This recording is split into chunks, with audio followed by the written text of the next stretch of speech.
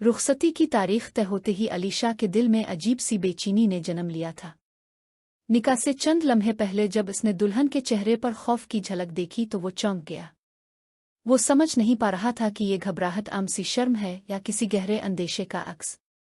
अलीशा 20 बरस की एक नाजुक मिजाज लड़की थी।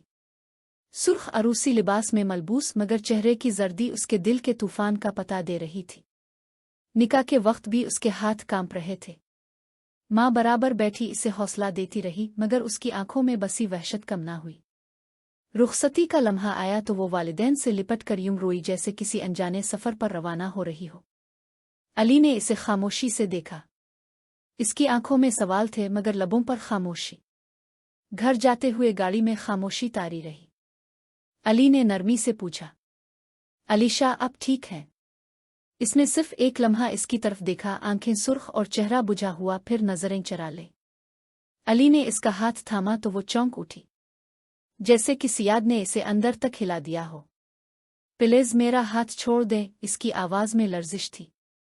अली को इसकी ये कैफियत समझ न आई। वो इसे अपनी मोहब्बत का यकीन दिलाना चाहता था मगर अलीशा जैसे किसी अनजाने खौफ की कैदी थी। घर पहुंचकर अली ने सब रस्मों को नजरअंदाज करते हुए इसे कमरे में आराम के लिए ले गया।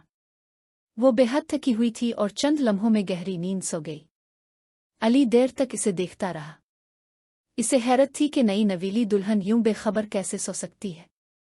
रात को जब वो जागी तो रस्मी बातों के बाद अचानक इसने फासला इख्तियार कर लिया। इसकी आंखों में उलझन थी। वो बार बार कहती, मुझे वक्त चाहिए, मैं तैयार नहीं हूं। अली को ये बात नागवार गुजरी। वो इसे गलतफहमी समझता रहा। इसने इसे यकीन दिलाने की कोशिश की मगर अलीशा का खौफ कम ना हुआ। अगली सुबह इसकी हालत बिगड़ गई। बेहोशी, कमजोरी और ज़हनी दबाव ने सबको परेशान कर दिया। डॉक्टर ने कहा कि वो शदीद खौफ और डिप्रेशन का शिकार है। अली को पहली बार एहसास हुआ कि मामला मामूली नहीं। चंद दिन बाद वो अपनी बड़ी बहन के घर गए।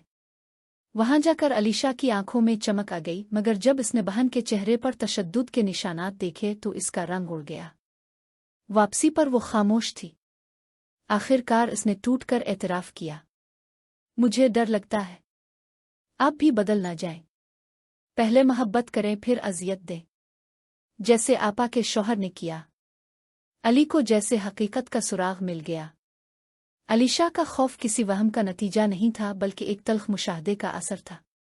इसने इसका हाथ थाम कर नरमी से कहा, हर मर्द एक जैसा नहीं होता। मैं तुम्हें कभी तकलीफ नहीं दूंगा। मोहब्बत जिम्मेदारी होती है, खेल नहीं। वक्त गुजरता गया। अली ने अपने रवैये से साबित किया कि वो सच्चा है। आहिस्ता आहिस्ता अलीशा के दिल का खौफ कम होने लगा। इसे एहसास हुआ कि माजी के साए हर रिश्ते पर लागू नहीं होते। और एक दिन वो मुस्करा कर बोली, मैंने आपको गलत समझा था। अली ने मुस्करा कर जवाब दिया, मोहब्बत का मतलब सब्र है और मैं तुम्हारे लिए हमेशा सब्र करूंगा। यूं खौफ की जगह एतमाद ने ले ली और एक नाजुक दिल को यकीन आ गया कि हर मोहब्बत अंजाम अजियत नहीं होती।